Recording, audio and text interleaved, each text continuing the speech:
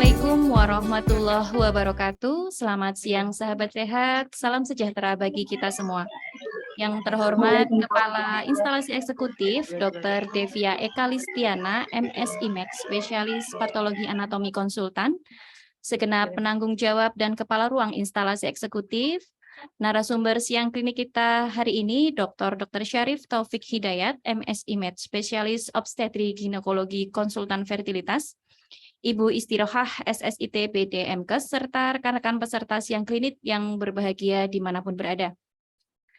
Alhamdulillahirrabbilalamin, puji syukur, marilah kita panjatkan kepada Allah Subhanahu wa Ta'ala karena rahmat dan hidayahnya kita masih bisa bertemu pada siang hari ini secara online.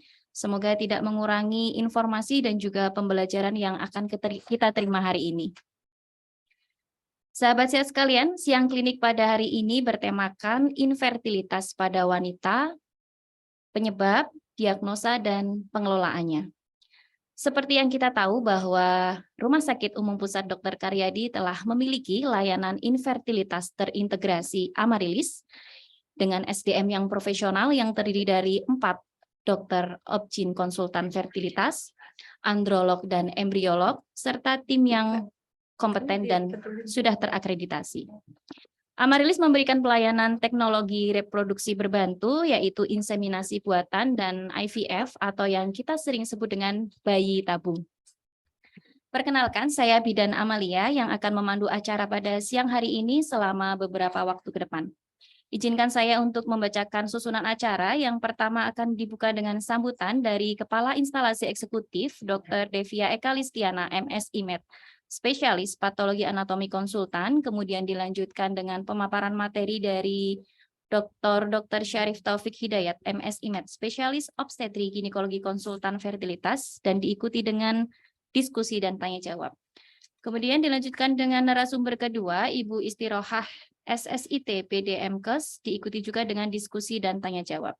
Kemudian yang terakhir akan ditutup dengan sesi foto virtual bersama. Baik sahabat sehat, untuk acara pertama, marilah kita ikuti sambutan sekaligus berkenan untuk membuka acara siang klinik instalasi eksekutif.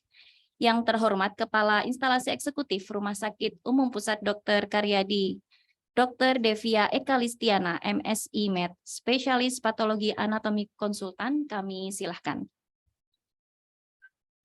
Baik, terima kasih Mbak Amalia atas perkenalannya. Assalamualaikum warahmatullahi wabarakatuh. Selamat pagi, salam sejahtera untuk kita semua. Alhamdulillah, puji syukur kehadirat Allah Tuhan Yang Maha Kuasa.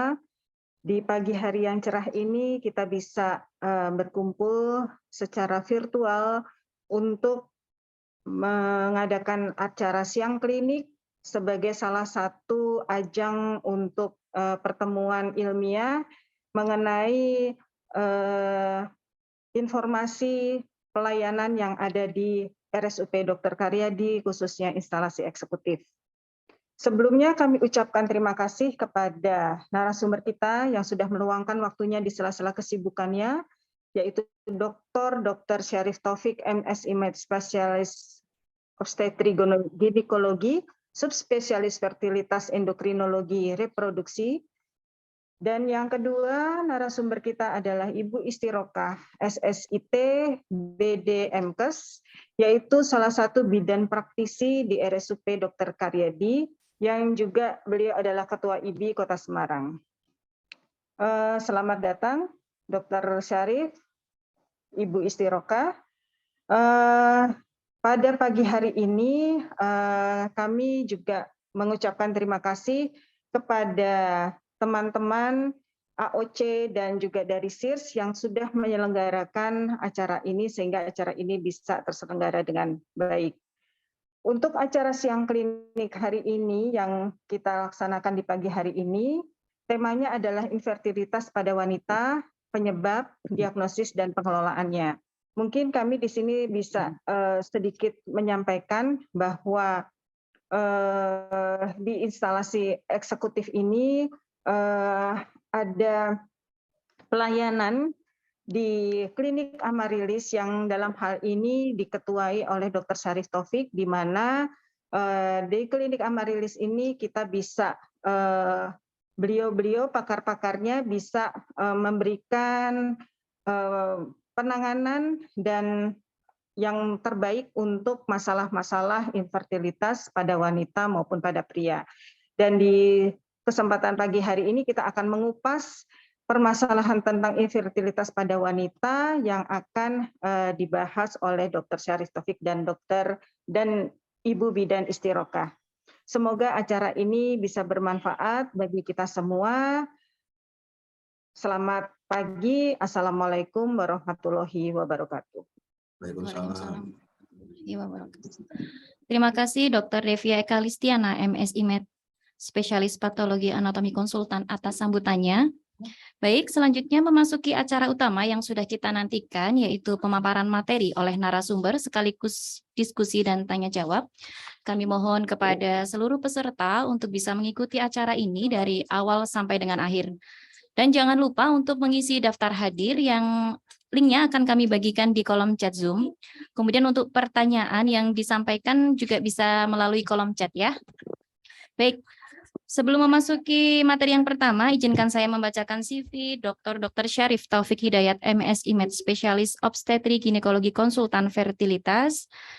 Beliau menyelesaikan pendidikan dokter umum dan juga pendidikan dokter spesialis kebidanan dan kandungan di Universitas Diponegoro, lalu menyelesaikan program pendidikan konsultan fertilitas endokrinologi di Universitas Indonesia tahun 2006, lalu menyelesaikan pendidikan S3 biomedik di Fakultas Kedokteran Universitas Gajah Mada tahun 2008 sampai tahun 2012.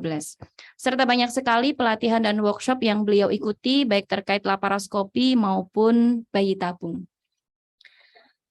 Saat ini beliau masih aktif sebagai pengurus pusat Himpunan Fertilitas Indonesia dan saat ini juga beliau menjabat sebagai Ketua Himpunan Fertilitas Indonesia Cabang Kota Semarang. Di rumah sakit kita, beliau adalah Ketua Tim Pengembangan Pelayanan Infertilitas Rumah Sakit Umum Pusat Dr. Karyadi dan saat ini beliau menjabat sebagai Kepala Program di Amarilis. Seperti yang kita tahu bahwa Rumah Sakit Umum Pusat Dr. Karyadi telah memiliki layanan infertilitas terintegrasi Amarilis, di mana Amarilis memberikan pelayanan teknologi reproduksi berbantu yaitu inseminasi atau yang inseminasi dan IVF atau yang biasa kita sebut dengan bayi tabung, di mana Dr. Syarif ini juga merupakan salah satu dokter konsultan senior yang sudah tidak diragukan lagi kemampuannya. Selamat siang Dr. Syarif. Tetap sehat dan semangat ya dok. Silakan dokter untuk menyampaikan materi selama maksimal 30 menit ke depan, diikuti dengan tanya jawab selama 15 menit. Sahabat sehat, selamat mengikuti.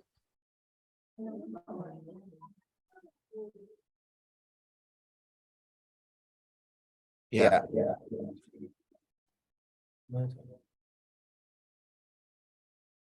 Ya, terima kasih. Suara saya jelas ya? Jelas? Ya, terima kasih. Ya, Mam. Selamat pagi. Assalamualaikum warahmatullahi wabarakatuh. Selamat bertemu kembali pada kegiatan Rumah Sakit Karyadi ya, siang klinik. Dan kali ini kita akan bahas mengenai infertilitas pada wanita ya. Jadi saya izin share screen dulu.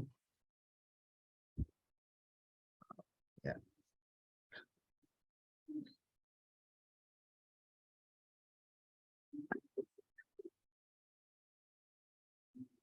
Oke, sudah kelihatan ya.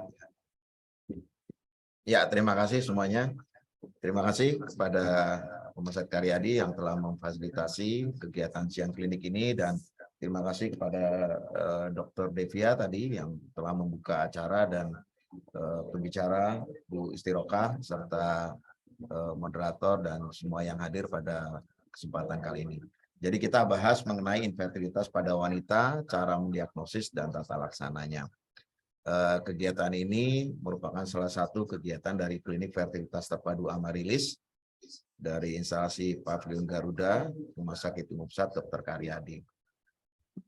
Baik, kalau kita bahas mengenai infertilitas, maka kita bicara mengenai ketidakmampuan seorang pasangan untuk mencapai kehamilan setelah 1 tahun berhubungan tanpa kontrasepsi. Jadi ada kesempatan untuk bertemu secara rutin, jadi bukan LDR gitu ya, dan sudah berhubungan secara normal dalam 1 tahun tanpa kontrasepsi dan tidak hamil. Sekarang batasannya menjadi lebih berkembang lagi. Jadi dikatakan kalau infertilitas primer itu belum pernah hamil sama sekali. Kalau usianya di bawah 35 tahun itu adalah batasannya 1 tahun tadi. Tapi kalau seorang wanita usianya sudah di atas 35 tahun, maka 6 bulan saja belum hamil itu sudah dikatakan infertilitas. Sedangkan kalau infertilitas sekunder berarti ketidakmampuan mendapatkan kehamilan pada wanita yang sebelumnya sudah pernah hamil. Ya. Jadi misalnya dia sudah punya anak 1, kemudian dia tidak kontrasepsi 3 tahun kok nggak hamil-hamil, itu adalah infertilitas sekunder. Kenapa kita bicara penting masalah fertilitas atau mendapatkan keturunan ini? Kita lihat di sini bahwa ini kira-kira suatu survei yang diadakan di beberapa negara ya. Jadi kira-kira seperti apa sih keluarga yang ideal itu? Indonesia itu biasanya menganggap keluarga ideal adalah 2 atau 3 ya keturunan. Jangan dibandingkan dengan misalnya Nigeria. Nigeria itu kalau keluarga ideal itu 9. Bayangkan kalau seorang dengan infertilitas untuk mencapai 9 anak ya sangat sulit ya. Nah, sebetulnya masalah fertilitas juga sudah merupakan sesuatu keniscayaan. Itu adalah suatu naluri utama pada manusia. Jadi seorang pasangan yang sudah menikah, pasti salah satu tujuannya adalah mendapatkan keturunan. Dan itu disarankan untuk berupaya sekuat tenaga untuk bisa mendapatkan keturunan. Infertilitas sendiri sebetulnya sudah dimasukkan sebagai suatu penyakit. WHO sendiri sejak tahun 2008 itu sudah mengatakan ini adalah suatu penyakit. Jadi bukan sesuatu yang sampai saat ini kita masih menganggap ini sesuatu yang tidak urgent ya. Mungkin ini dikelompokkan sebagai kosmetik misalnya. Tidak ya. Jadi WHO sudah mengatakan ini adalah suatu penyakit. Jadi mestinya ini di negara kita juga sudah masuk ke dalam pengelolaan BPJS ya. Tapi ini sampai saat ini pengelolaan infertilitas masih mandiri atau dengan asuransi. Ya, pasangan infertilitas kira-kira antara 10-15% dari seluruh pasangan di dalam populasi. Jadi cukup besar ini angka kejadiannya. Dan kalau kita lihat di sini pembagian antara laki-laki dan perempuan hampir sama. Wanita 50%, pria itu 35%, ada yang campuran ya sekitar 10-15% yang kita kelompokkan sebagai unexplained atau penyebab lain atau gabungan. Khusus untuk wanita, yang paling sering biasanya adalah gangguan ovulasi. Gangguan ovulasi berarti dia misalnya haidnya tidak teratur, ya, kemudian tidak ada telur. Kemudian faktor yang lain adalah faktor mekanik. Faktor mekanik itu bisa dari sumbatan, ya, sehingga tidak bisa ketemu antara sperma dengan ovum.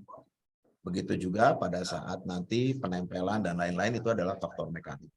Kemudian faktor serviks, mungkin karena ada halangan untuk terjadinya perjalanan sperma sampai menemui ovum pada daerah saluran telur atau tubang. Ini adalah organ reproduksi wanita.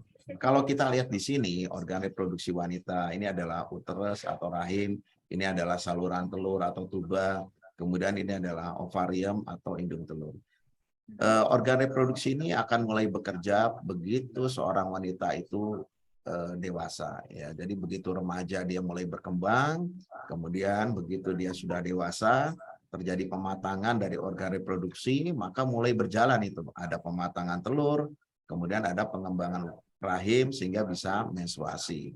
Nah, kalau dia sudah menstruasi berarti organ reproduksi ini sudah sempurna, sudah dewasa. Artinya dia siap untuk melakukan fungsi reproduksi seorang wanita. Apa itu? Ya menstruasi, hamil, dan lain-lain. Organ reproduksi ini akan dipertahankan sampai dia masa reproduksi sehat ya, biasanya antara ya sekitar menstruasi 12 tahun ya. Kalau yang sehat itu mungkin setelah 20 tahun sampai 35 atau maksimal sampai mendekati menopause 49. Setelah itu mungkin sudah tidak berfungsi sebagai organ reproduksi yang normal lagi. Ini adalah proses pembuahan atau fertilisasi. Begitu seorang suami ejakulasi, maka dari 100% sperma itu yang bisa menembus rahim itu hanya sekitar 3%. Dan yang mencapai saluran telur, pembuahan adalah di sini. Di saluran telur itu hanya 0,001%. Jadi bayangkan saja. Jadi kalau ada seorang pasangan konsultasi, saya kalau berhubungan kok spermanya tumpah, iya pasti. Nggak mungkin sperma itu akan masuk semua ya, karena memang ada mekanisme di mana di sini terjadi penyempitan. Sebetulnya ini bukan masalah menghalangi, bukan. Tapi di sini dia mengalami proses pematangan juga sperma ya, yang kita sebut sebagai kapasitasi. Jadi setelah dia mengalami pematangan, baru dia nanti akan berjalan dan bisa membuahi telur atau oosit yang sudah siap pada saat masa subur. Nah, setelah terjadi fertilisasi, baru dia berkembang. Berkembang ya, menjadi sigot namanya, kemudian dia membelah. Dari 2 sel, kelipatannya 2. 2 sel, 4 sel, 8 sel, terus. Dan sambil berkembang, dia berjalan. Ya, dari daerah ampula, proses pembuahan ini dia berjalan terus, sampai nanti dia akan masuk ke dalam rahim atau uterus. Ya, ini adalah 8 sel yang kita sebut dengan morula. Kemudian setelah ada cairan, kita sebut sebagai blastula atau blastokis, baru nanti dia akan implantasi kira-kira 7 hari. Terjadinya dari fertilisasi sampai implantasi. Jadi membutuhkan waktu supaya blastosis ini menjadi siap untuk implantasi. Begitu sudah ada cairan, dia akan pecah, kemudian dia implantasi, terjadilah proses implantasi dari embrio. Nah, yang harus diperhatikan lagi adalah kalau kita bicara mengenai kemampuan untuk hamil, kita bicara mengenai telur yang ada di indung telur. Telur itu tidak ada terus-menerus dan itu selalu berkurang. Kalau kita lihat di sini sejak dari kehamilan itu kira-kira 6 juta, 7 juta pada usia 20 minggu. Pada saat lahir itu terjadi proses yang namanya apoptosis. Terjadi pengurangan yang sangat drastis. Dari 6 juta itu saat lahir hanya tinggal 1 juta sampai 2 juta. Nah, itu mengalami apoptosis terus, pengurangan terus. Jadi begitu dia pubertas, pada saat dia siap untuk terjadi kehamilan, itu antara 300 sampai 400 ya, telur yang siap untuk dibuahi. Dari 400.000 ini, kira-kira akan mengalami proses ovulasi atau kesempatan untuk hamil itu 400 kali. Jadi kalau dikonotasikan, seorang wanita selama hidupnya akan 400 kali mengalami menstruasi. 400 kali mengalami kans atau kesempatan untuk hamil. Tapi apakah akan hamil 400? Tidak pastinya ya. Karena nanti begitu dia hamil pun dia paling tidak 1 tahun lah dia baru terjadi pematangan lagi telur. Nah, telur ini makin berkurang. Usia 36 tahun, dia kira-kira tinggal 10.000. Pada saat menopause masih ada telur, tapi jumlahnya hanya 1.000. Ya, jadi jauh menurun. Ya. Nah, sekarang kita lihat, kalau kita bicara mengenai fertilitas wanita, terus apa yang harus diperiksa? Ada 2. Pertama adalah tadi faktor tuba dan faktor ovulasi. Faktor tuba berarti saluran telurnya. Kenapa itu penting? Karena proses pembuahan terjadinya di saluran telur. Ya, kalau tidak ada saluran telur, terus gimana pembuahan? Ya, nggak bisa dengan cara alami. Terus gimana kalau mau hamil? Bayi tabung misalnya. Karena bayi tabung, teknik rekayasa pembuahannya tidak di saluran telur, tapi di media yang ada di dalam cawan atau istilah dulu adalah tabung, tapi sekarang adalah pada cawan. Ya. Untuk memeriksa saluran, itu banyak caranya. Yang standar biasanya kita lakukan HSG. Ya, mungkin para peserta siang klinik ini ada sering mendengar adanya HSG, hysterosalpingografi. Yaitu dengan kontras kita masukkan ke dalam kanalis cervicalis, kemudian akan mengisi rahim dan saluran telur itu nanti ada gambaran seperti gambaran ronsen ya, yang untuk melihat apakah tubanya bagus apa tidak. Kalau dia paten, maka cairan itu akan keluar dari saluran telur, akan mengisi ke dalam rongga panggul ya. Ada lagi cara salin infusion sonografi, ini juga bisa membantu, tapi tidak spesifik untuk melihat saluran telurnya bagus apa tidak. Karena yang bisa kita ketahui kalau ada cairan yang keluar dari yang kita masukin dan akan mengisi rongga pelvis, itu berarti ada salurannya paten, tapi kita nggak tahu kanan apa kirinya. Nah, biasanya gold standarnya adalah dengan laparoskopi. Cara lain adalah gimana? Faloposkopi, itu dengan kamera bisa. Kemudian hysterosalpingosonografi. Mungkin yang paling sering sekarang di beberapa negara itu mengerjakan dengan hysterosalpingofoam sonografi. Jadi dengan foam kita masukkan lewat hanya cukup 10 cc saja, nanti akan mengisi kafumetri, akan tampak itu. Apakah kafumetrinya ada masalah apa tidak, tubanya bermasalah apa tidak. Ini adalah gambaran HSG, ya. Jadi kalau gambaran HSG ini adalah rahim atau uterus, kemudian saluran telur, dan nanti cairan itu akan tumpah gitu ya, tumpah ke dalam rongga pelvis. Oh, berarti tubanya paten, dan itu kanan kirinya akan kelihatan. Nah, yang kalau kita ragu-ragu, biasanya kita melakukan pemeriksaan dengan laparoskopi, karena dengan laparoskopi kita masukkan cairan methylene blue dari bawah, nanti akan mengisi rahim dan akan mengisi tuba, dan akan kelihatan kalau cairan itu keluar ke rongga abdomen, oh berarti saluran telurnya bagus atau paten. Penyebab lain lagi yang sering mengganggu selain saluran adalah infeksi. Infeksi berarti ada perlengketan. Kita lihat di sini organ reproduksi, kalau ini perlengketan, ini adalah pada rahim ya, dengan perlengketan ini mungkin kemampuan saluran telur yang sudah seperti gini untuk menangkap telur sudah tidak bagus. Juga untuk mengantarkan sperma juga tidak bagus ya. Jadi yang harus diperbaiki adalah faktor mekanik selain saluran adalah perlengketan. Nah, yang kedua adalah bagaimana dengan siklusnya? Apakah siklusnya ada telur apa tidak? Kalau kita lihat di sini, yang lingkaran ini, seorang wanita menstruasi itu kira-kira berapa lama sih? 5-7 hari ya. Kemudian setelah itu akan berhenti, dia tidak haid. Nah, ini namanya fase folikuler. Begitu dia masa subur, kita sebut sebagai ovulasi.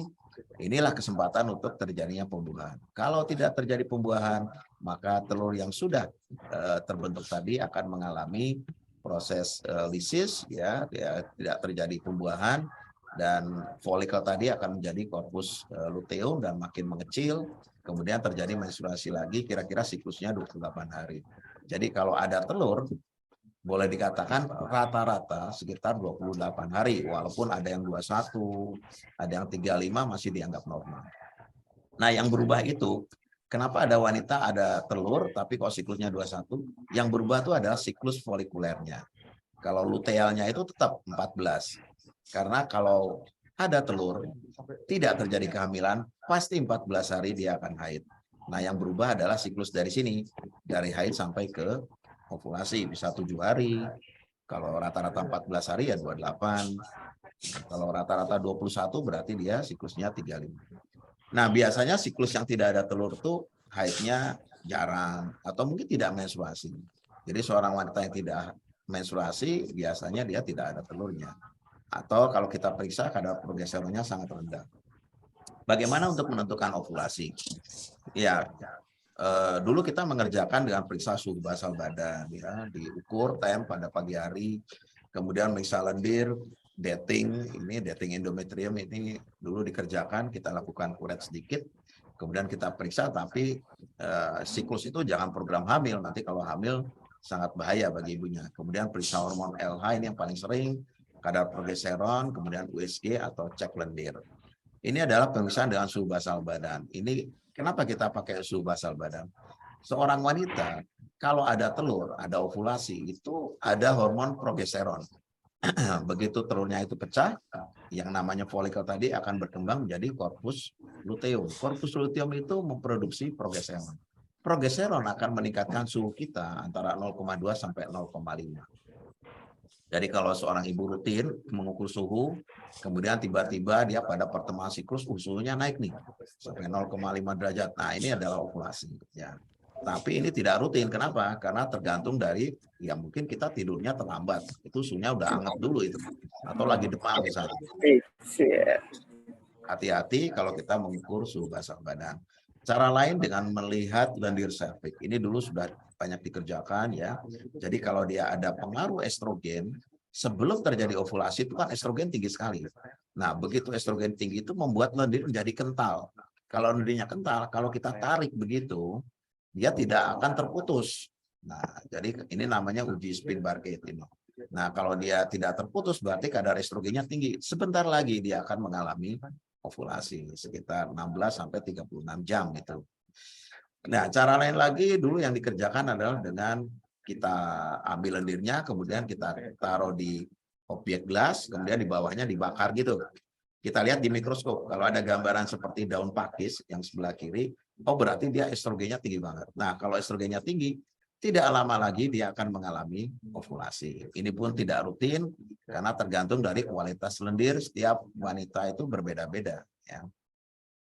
Ini ada lagi cara untuk melihat keramahan antara lendir dengan sperma, yaitu dengan cross hostility test. Ini juga tidak rutin ya, karena dipengaruhi oleh reaksi dari lendir dengan sperma sendiri. Ini sebetulnya banyak dikerjakan dulu, ini lebih akurat, tapi tidak dianjurkan karena sifatnya invasif. Kita harus melakukan, kalau zaman dulu dengan kuret, kalau sekarang ada pipet khusus, namanya pipet pipel itu, kita gores sedikit daerah endometrium, kemudian diukur. Nah, sebetulnya ini paling bagus, karena ini paling jelas melihat bagaimana reseptivitas atau kemampuan dari endometrium untuk terjadinya menerima kehamilan. Biasanya diukur integrin ya. Katanya kalau kadar integrinnya normal itu di atas 2, berarti dia bagus untuk proses implantasi. Ini tes yang sering dikerjakan oleh para ibu-ibu biasanya program hamil, ngetes sendiri dia. Jadi dengan tes ovutest gitu ya. Jadi misalnya siklus saya, Bu, nanti di tengah-tengah siklus coba Ibu dengan tes ada telur apa tidak, itu namanya ovutest. Ovutest itu memeriksa hormon LH. Ya. Nah, LH itu keluarnya tiap 8 jam. Ini yang harus dipahami oleh ibu-ibu. Jadi nggak bisa kita ngetes satu kali, itu nggak bisa. Belum tentu, mungkin LH-nya dia belum capai puncak. Jadi harus diulang paling tidak sehari 3 kali. Jadi sangat mahal dan boros. Dan yang harus diperhatikan pada wanita dengan PCOS. PCOS itu hormon LH-nya sudah tinggi. Jadi kalau dites dengan ovutest dia positif terus, padahal dia nggak ada telur ya. Nah, ini yang harus diwaspadai. Jadi kalau seorang PCO jangan sekali-kali dites ovutest ya, dia positif terus, wah ini subur nih, padahal dia tidak ada telur. Caranya juga harus kita perhatikan, lihat siklusnya. Jadi kalau siklusnya 28 hari itu sebetulnya kita kan nggak tahu kapan ovulasinya, tidak pasti hari ke-14, tidak ya. Nah, kalau siklus 28 hari itu dari hari ke-11 sudah mulai dites, jadi sangat mahal, boros. Nah, sebetulnya yang agak menggambarkan itu adalah dengan tes progesteron. Jadi progesteron itu kita tahu begitu ada ovulasi, maka progesteron akan naik terus produksi. Dan pada saat mid luteal, jadi di tengah-tengah siklus luteal, ya kira-kira 7 hari dari perkiraan ovulasi, itu kita ukur kadar progesteronnya. Kalau antara 10 sampai 30, oh ini ada ovulasi. Itu paling ideal, tapi ini harus periksa ke laboratorium. Sekarang kita kembangkan dengan USG saja. Ya, dengan USG kan kelihatan itu. Biasanya berapa hari sebelum terjadinya ovulasi, telurnya masih besar-besar. Setelah ovulasi maka terjadi kolaps, ya kempes gitu. Folikelnya, oh ini sudah ada ovulasi. Atau kita lihat ada cairan di belakang uterus. Oh ini ovulasi. Ya. Dan dengan cara pengukuran USG ini kita bisa memprediksi kira-kira kapan masa suburnya. Jadi begitu kita ketemu telur, ya biasanya di atas hari ke-10 gitu, folikel dominan namanya, kita bisa menghitung. Satu telur itu kira-kira 2 sampai 3 mili per hari. Jadi kita tahu nanti kalau sudah 17-18 nih sudah matur itu, siap untuk ovulasi. Ini tambahan aja bahwa pada laki-laki juga ada pemeriksaan sperma. Nah, kalau kita sudah melakukan 3 pemeriksaan tadi, nggak hamil-hamil, itu sampai saat ini secara umum masih dikatakan unexplained. Artinya infertilitasnya penyebabnya kita belum tahu nih. Saluran normal, telur normal, sperma normal. Oh nggak hamil-hamil, itu namanya unexplained. Ya, walaupun sekarang dengan teknologi sekarang unexplained itu ya masih bisa dijelaskan ya. Misalnya contohnya kita periksa prolaktin. Ada seorang ibu nggak hamil-hamil keluar air susu ya, itu kita harus periksa. Kalau prolaktinnya di atas 25, oh ini penyebabnya. Karena kalau dengan prolaktin yang tinggi itu biasanya fungsi folikel itu juga akan terganggu. Tidak ada pengeluaran FSH, tidak ada pematangan telur, tidak terjadi kehamilan ya karena prolaktinnya tinggi, harus ditekan dulu. Atau stres ya, nanti pembicara selanjutnya Bu Isti saya kira banyak membahas ya pendekatan psikologis. Ini penting ya karena di beberapa klinik kalau di luar sana itu kalau seorang mau konsultasi kehamilan tuh harus lihat dulu seorang psikiater misalnya, dihilangkan dulu stresnya. Kalau sudah nggak stres baru nanti ada pengantar ke klinik untuk program hamil. Endometriosis itu orang nyebutnya kisah coklat ya. Kalau haid sakit itu penyebab infertilitas juga yang terbesar. Kalau kita lihat di sini begitu seorang endometriosis mulai dari ovariumnya sudah nggak bagus, ovulasinya terganggu, fertilisasinya juga nggak bagus. Bahkan nanti kalau sudah pembuahan pun penempelannya akan terganggu. Bahkan sampai hamil pun dia akan ada resiko keguguran. Jadi sangat kompleks. Seorang kisah coklat bukan hanya kistanya saja, tapi nanti untuk hamil sangat sulit ya. Ini gejala yang sering dijumpai pada endometriosis ya, nyeri baik itu selama haid dan sebelum. Kemudian kalau letaknya itu mungkin pada kencing, kencingnya juga nyeri, atau letaknya pada tempat buang air besar, nanti tiap buang air besar dia nyeri, atau tiap haid dia gastritis, mungkin ada endometriosis yang di lambung dan lain-lain. Yang kedua lagi adalah penyakit yang sering adalah sindroma ovarium polikistik. Itu adalah gangguan hormon. Orang selalu nyebutnya gangguan hormon karena kalau di USG wah normal semua nih, uterusnya normal, rahimnya normal, terus nggak ada masalah, misalnya HSG normal, sperma normal. Terus gangguannya dari mana nih misalnya? Oh mungkin dari telurnya yang kecil-kecil ya. Itu sindroma ovarium polikistik. Kejadiannya cukup tinggi juga. Biasanya haidnya itu jarang, tidak teratur, obesitas, infertilitas, dan hiperandrogen. Nah, hiperandrogen ini yang manifestasinya kadang-kadang orang jerawatan, ya, kemudian berkumis, kemudian ada insulin resisten. Jadi dengan adanya resistensi insulin, maka telur tidak bisa berkembang besar karena hormonnya tidak stabil, tidak normal ya. Penyebab lain keguguran berulang. Jadi keguguran berulang itu juga infertilitas karena dia tidak bisa hamil sampai mendapatkan keturunan ya. Yang paling sering adalah gangguan hormon dengan trombofilia ya atau pengentalan darah. Dulu ya ini dulu kita selalu menjadikan kambing hitam tuh tokso gitu ya. Jadi ada tos segala macam. Sekarang sudah tidak ya. Karena kalau seorang dengan tokso, rubella dan lain-lain itu mungkin begitu dia kena, biasanya dengan sistem imun yang bagus dia akan imun selanjutnya. Jadi tidak mungkin berulang sampai 2 atau 3 kali. Nah, kelainan lain adalah gangguan anatomi. Ini juga bisa mengganggu proses kehamilan ya. Karena dengan gangguan anatomi misalnya adanya miom ya, adanya adenomiosis dan lain-lain itu juga akan mengganggu ya terjadinya kehamilan. Jadi untuk implantasi sulit, untuk ketemunya sulit. Kemudian kelainan lain misalnya tadi ini kayak dosalving kita harus perbaiki.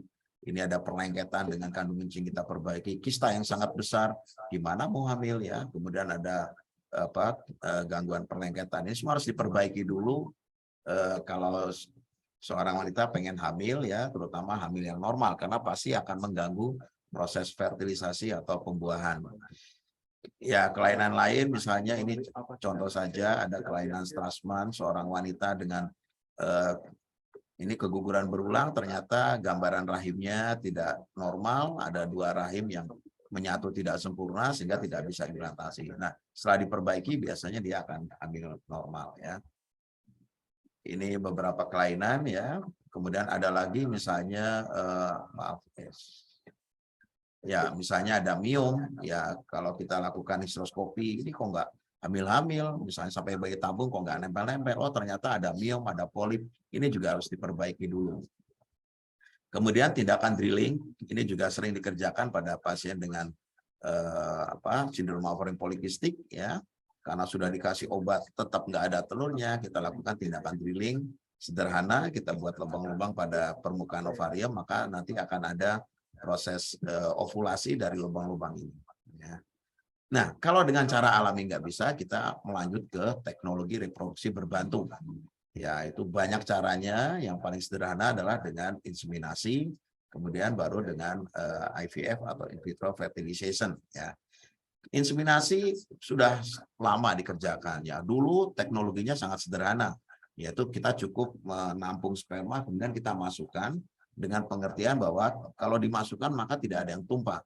Padahal tidak, ya itu harus dengan persiapan yang lebih baik. Nah, sekarang itu dengan preparasi sperma, jadi spermanya dihilangkan dulu itu protein-protein yang menyebabkan nyeri segala macam itu dicuci dulu, sehingga kita hanya mendapatkan sperma yang betul-betul bagus, ya, yang bisa kemampuan fertilisasinya bagus, dan itu baru kita masukkan ke dalam uterus, ya, intrauterin. Kemudian kita bisa melakukan monitoring, jadi kita tahu kapan dia akan harinya dilakukan inseminasi, dan kita bisa melakukan trigger dengan HCG untuk memastikan waktu inseminasinya. Ya. Inseminasi itu biasanya dikerjakan pada banyak hal, ya. Biasanya orang yang unexplained pun bisa. Jadi sudah menikah 3 tahun, oh nggak hamil-hamil dengan cara alami, ya sudah kita sarankan inseminasi saja. Atau faktor pria, biasanya mungkin prianya spermanya kurang, oligospermia, ya, jumlahnya kurang dari 15 juta misalnya, atau mungkin gerakannya kurang. Nah, ini kalau dengan inseminasi bisa dimaksimalkan, karena berapapun spermanya akan masuk dan kualitasnya bagus, karena sudah dilakukan preparasi dulu. Atau seorang dengan endometriosis, kalau dengan alami mungkin sulit mendapatkan kehamilan. Inseminasi presentasinya bisa cukup lumayan, ya, sekitar 12-14%, ya. Ini adalah tahapannya. Jadi kita stimulasi dulu, harus distimulasi dulu. Supaya apa? Supaya kita pertama mendapatkan telur yang matang, kalau bisa lebih dari 1, tapi jangan terlalu banyak, ya, karena ini kita tidak melakukan proses pengambilan telur, ya. Kemudian setelah telurnya matang, kemudian kita trigger, kita suntik, ya, biasanya dengan HCG, supaya nanti kita bisa prediksi kapan waktu inseminasinya, antara 32-36 jam kemudian, ya. Kalau telurnya besar kadang 24 jam sudah bisa. Nah, yang kedua, kalau inseminasi belum berhasil, kita bisa melangkah ke bayi tabung atau in vitro fertilization. Nah, siapa yang bisa dilakukan bayi tabung? Biasanya dengan kelainan uterus, misalnya dengan perlekatan, itu sulit, setelah diperbaiki, implantasinya bagus, ya mungkin dengan bayi tabung yang terbaik. Atau kedua saluran telurnya buntu, ya. Bayi tabung pertama kali yaitu itu dilakukan pada mereka yang tubuhnya buntu, ya. Kemudian juga pernah dilakukan vasektomi atau tubektomi karena tidak bisa mendapatkan sperma pada ujungnya, ya. Misalnya kalau tubektomi nggak bisa ketemu, yaitu dengan IVF yang terbaik. Walaupun sekarang ada dulu ada rekanalisasi, tapi persentase keberhasilannya sangat rendah. Atau faktor pria sangat oligo, misalnya severe, ya, kurang dari 1 juta misalnya, itu nggak mungkin dengan cara alami atau inseminasi. Kita sarankan untuk bayi tabung. Atau gagal stimulasi, jadi sudah IUI atau inseminasi 3-4 kali berturut-turut konsekutif belum berhasil, itu adalah kandidat untuk bayi tabung. Atau usianya sudah tua. Kalau dengan usia tua, ya keberhasilan alami sangat sulit. Kenapa? Karena kita tidak bisa melakukan telur yang banyak, stimulasi telur yang banyak, ya. Tapi kalau dengan bayi tabung atau IVF, kita bisa melakukan stimulasi telur yang banyak. Kita bisa memilih, ya, nanti akan terfertilisasi sendiri, kualitas yang terbaik biasanya itu adalah embrio yang baik, dan itu bisa kita implantasikan. Atau pada endometriosis yang berat atau unexplained, ya, dengan cara alami nggak berhasil, inseminasi nggak berhasil, kita lari ke bayi tabung. Tahapannya bayi tabung, biasanya kita lakukan perkembangan folikel dulu. Jadi begitu ibu menstruasi periksa, kita pacu telurnya, ya. Nah, pemacuan telur itu tergantung dari banyak faktor, ya. Misalnya kadar hormonnya, usia ibu, dan lain-lain. Setelah distimulasi, baru kita pantau dipantau sampai kapan telur itu bisa matang dan bisa kita pick up atau kita petik ya. Dan jangan lupa kita harus melakukan pemeriksaan pada rahim atau endometriumnya. Jadi kalau misalnya telurnya bagus, endometriumnya tipis, jangan dimasukkan pada siklus itu. Karena dia belum siap untuk implantasi. Nah, setelah semuanya telurnya bagus, baru kita lakukan ovum pick up atau petik telur ya. Itu tekniknya sederhana. Kalau sekarang cukup dengan transvaginal saja, dengan USG, kita masukkan jarum, kita ambil telurnya. Kalau zaman dulu, Louis Brown itu yang pertama kali itu dengan laparoskopi, ya. Jadi teknologinya dulu sangat invasif. Sekarang cukup dengan transvaginal. Telurnya ditampung, kemudian dicawan, ya. Jadi dulu tuh namanya bayi tabung karena namanya test tube baby dulu. Ya sekarang sudah nggak ditabung lagi tapi dicawan, ya. Dicawan, kemudian kita tergantung dari berapa jumlah sperma yang kita dapat. Kalau spermanya banyak, kita bisa taruh sperma itu pada cawan itu sehingga terjadi fertilisasi secara spontan. Itu namanya teknik konvensional ya, biasa 500.000 sperma paling tidak. Nah, kalau dengan konvensional dia akan membuai sendiri ya. Kalau tidak bisa, kita ambil satu sperma yang bagus, itu namanya teknik ITSI ya. Setelah terjadi fertilisasi, kita biarkan. Kita lihat dalam perkembangannya antara 3 sampai 5 hari tergantung dari embrio tadi ya. Kalau embrionya bagus, mungkin kalau bisa kita extend sampai 5 hari. Kalau sampai 5 hari berarti kualitas embrionya sudah sampai blastokis. Itu biasanya implantasinya lebih bagus. Kenapa? Karena mendekati dengan waktu implantasi yang normal, yaitu sekitar 7 hari. Ya. Nah, kalau memang embrionya kurang bagus atau terlalu cepat berkembang, mungkin hari ketiga sudah kita masukkan ke dalam uterus atau kita implantasikan.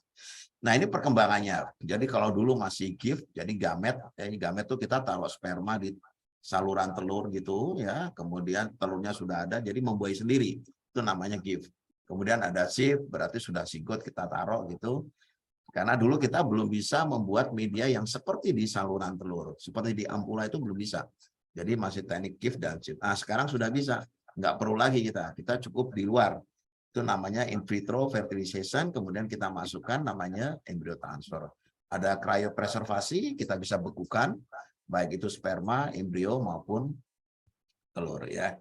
Ini kan sekarang lagi ngetren ini preservasi folikel. Jadi seorang yang mungkin belum menikah, tapi karena dia pengen nanti kalau suatu saat dia menikah, mungkin karir dulu, ya umur 35 ke atas baru nikah. Lah begitu dia umur 25 tuh ambil dulu telurnya misalnya, disimpan dulu.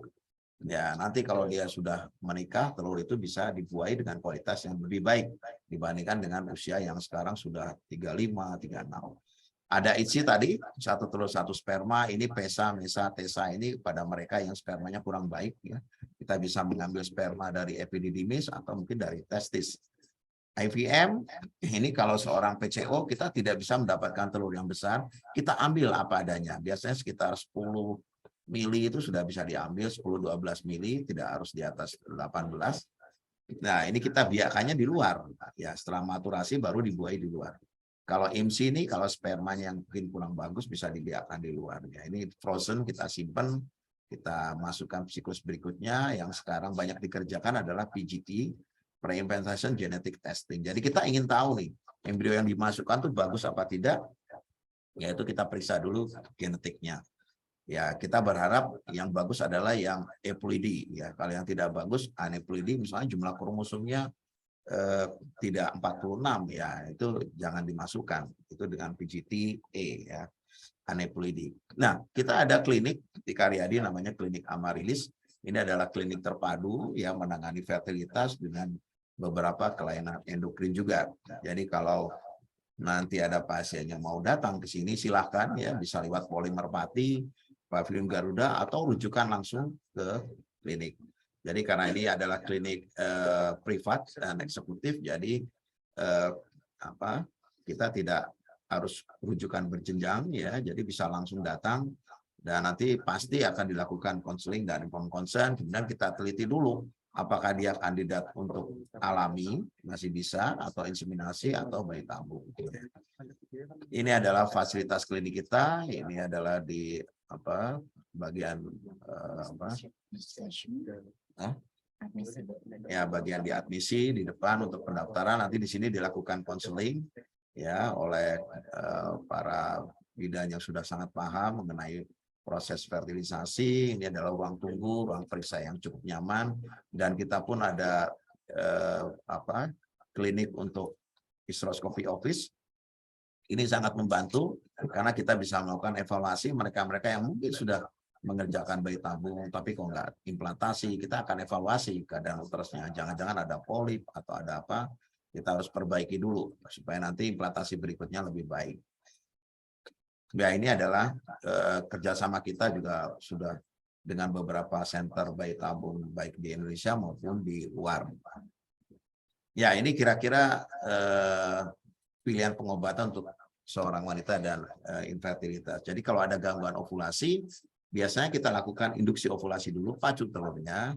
Kalau tidak ada yang lain-lain, kita coba dengan Sanggama terprogram. Kita hitungkan masa subur. Kalau nggak berhasil, bisa dengan inseminasi. Kalau nggak berhasil juga, mungkin kita sarankan dengan bayi tabung. Kalau yang saluran telurnya tersumbat, ya masih ada kesempatan untuk rekonstruksi. Tapi dengan beberapa syarat. Misalnya nih, diameter hidrosalpingnya kurang dari 2,5 cm. Dan itu di ujung itu masih bisa. Tapi kalau pada lokasi yang tidak bisa kita rekonstruksi, sebaiknya dengan bayi tabung dan saluran itu harus dioperasi dan dibuang dulu.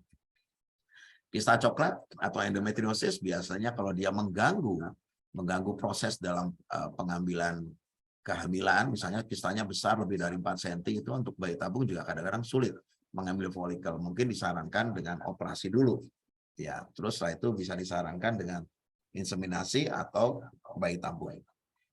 Mioma, karena itu akan mengganggu implantasi, biasanya kita operasi dulu. Kalau sudah normal, kita beri kesempatan untuk Sanggama terprogram setelah 6 bulan. Kemudian kalau tidak, kita inseminasi atau bayi tabung. Gangguan sperma ringan bisa dengan inseminasi, karena kualitasnya akan bisa membaik, kemudian atau dengan bayi tabung. Gangguan sperma yang berat, ini adalah kandidat yang pasti untuk bayi tabung, karena kita tidak bisa mendapatkan sperma yang cukup untuk pembuahan alami, bahkan dengan bayi tabung teknik konvensional juga akan sulit. Nah, itu kita lakukan dengan INSI. Infertilitas tidak terjelaskan atau unexplained tadi, kita bisa coba dengan induksi dulu, kemudian kita kalau dapat telur bisa dengan inseminasi atau dengan bayi tabung. Ya. Jadi untuk bayi tabung silakan, ini adalah Mbak Inul, sangat terkenal sekali. Begitu dia mengikuti program bayi tabung dan berhasil, langsung orang ramai-ramai ke bayi tabung. Dan itu bukan sesuatu yang kalau dulu kan orang malu-malu ya, sekarang sudah tidak lagi ya. Silakan ikut bayi tabung. Dan teknologi bayi tabung di Indonesia sama saya kira dengan di luar. Ini adalah beberapa pasangan yang berhasil hamil di klinik kita, dan kita berharap mungkin kita bisa banyak membantu pasangan usia subur yang ingin mendapatkan keturunan. Mungkin itu yang bisa kami sampaikan. Terima kasih semuanya. Wassalamualaikum warahmatullahi wabarakatuh. Waalaikumsalam warahmatullahi wabarakatuh. Terima kasih Dr. Syarif Taufik, MSI Med Spesialis Obstetrik Ginekologi Konsultan Ver atas materinya yang sangat lengkap.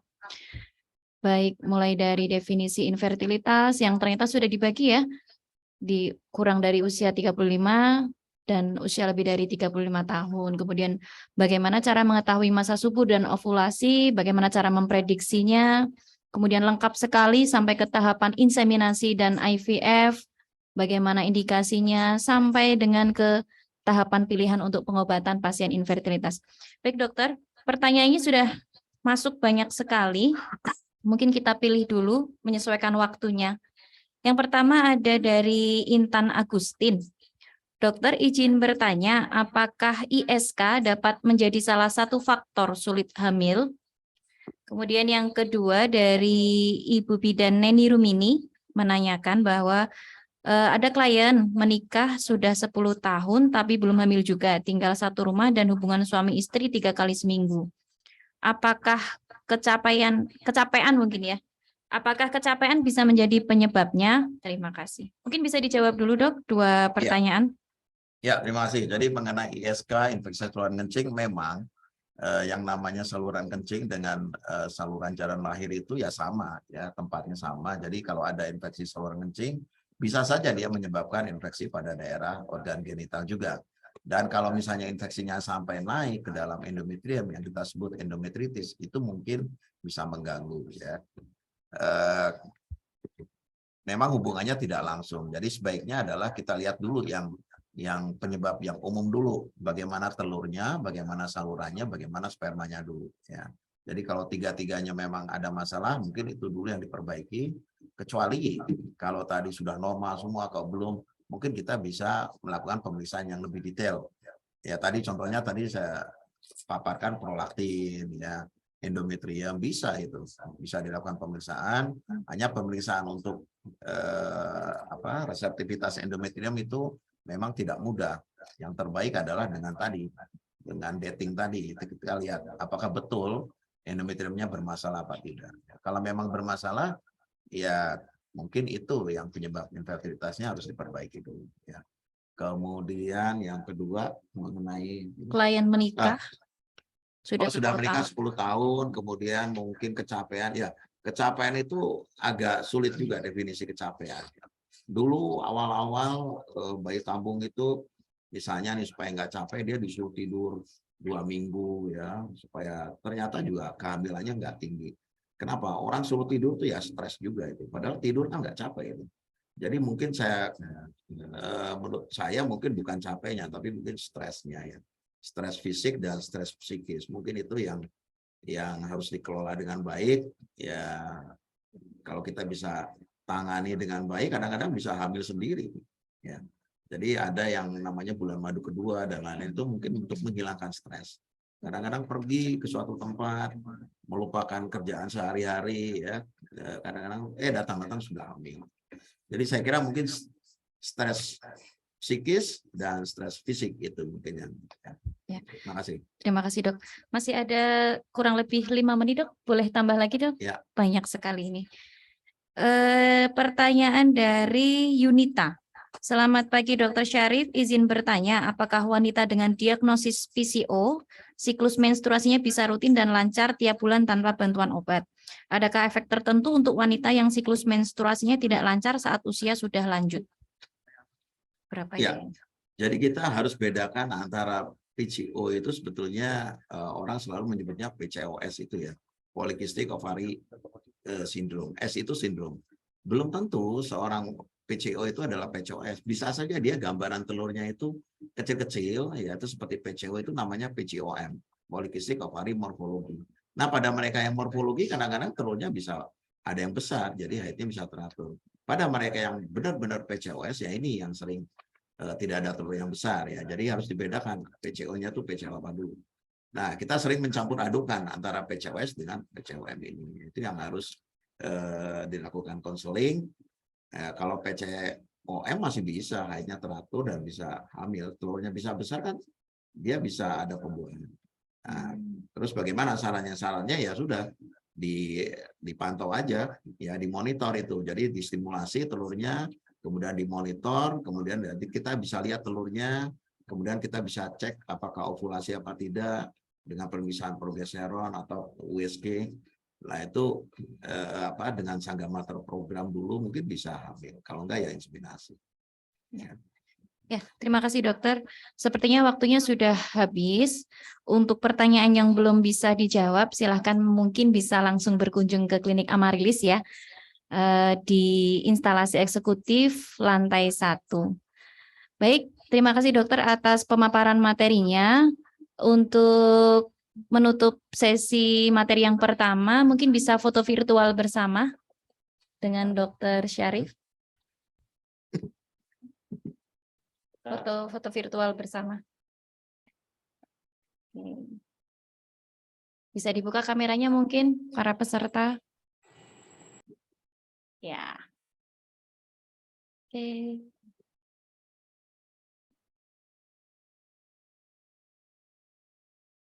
Yang belum buka kamera silahkan buka dulu. Ya. Cukup Mas? Bisa? Sudah. 1, 2. Ya, oke. Ini sudah layarnya? Oh, belum.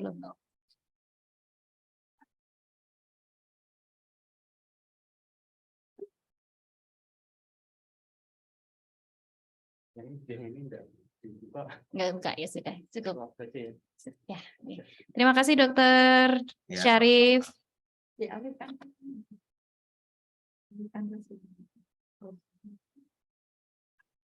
Sahabat sehat masih tetap semangat ya. Kita akan memasuki materi yang kedua, yaitu mengenai pendekatan aspek psikologis sebagai support system infertilitas yang akan disampaikan oleh Ibu Bidan Istirohah SSIT BDMkes. Saya akan sekilas membacakan CV beliau. Beliau ini adalah praktisi bidan di RSUP Dr. Karyadi dari tahun 1989 sampai dengan sekarang. Penghargaan yang beliau terima juga banyak, salah satunya adalah PMB terbaik tingkat Jateng tahun 2020. Saat ini beliau juga aktif sebagai Ketua Pengurus Cabang IPI Kota Semarang periode tahun 2018 sampai tahun 2023. Selamat siang Bu Isti. Iya, Apakah sudah siap? ya. Ini Gitu. terima kasih. Silakan Ibu Isti untuk menyampaikan materi selama kurang lebih 40 menit ke depan dan nanti akan diikuti dengan tanya jawab selama 10 menit. Kepada Ibu Isti, silakan. Terima kasih. Ini sudah dipindahkan belum?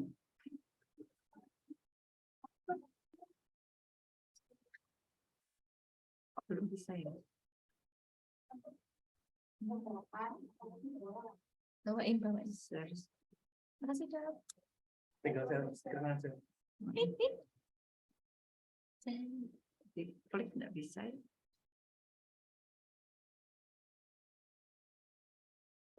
Mas Ibu dibantu Mas Ibu. Iya, saya.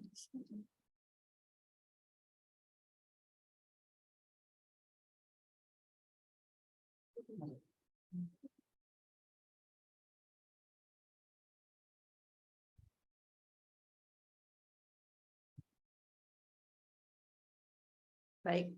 Assalamualaikum warahmatullahi wabarakatuh. Mohon maaf, apakah sudah bisa terdengar suaranya? Oh, sebentar. Yes, sudah.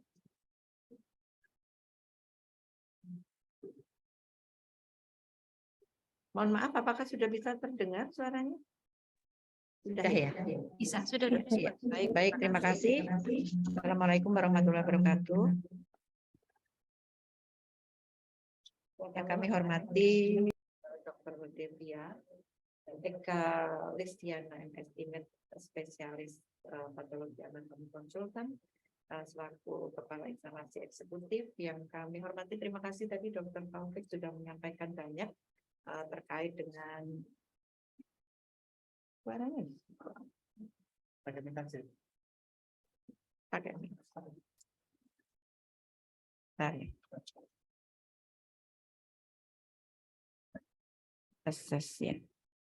terkait dengan materi yang sangat luar biasa dan kita juga belajar bersama di sini. Izin kami menyampaikan belajar bersama tentang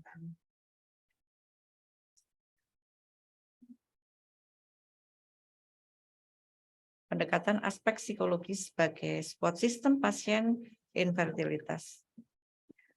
Perlu kami sampaikan bahwa pasangan suami istri pada dasarnya menginginkan kehadiran anak kandung di dalam pernikahannya.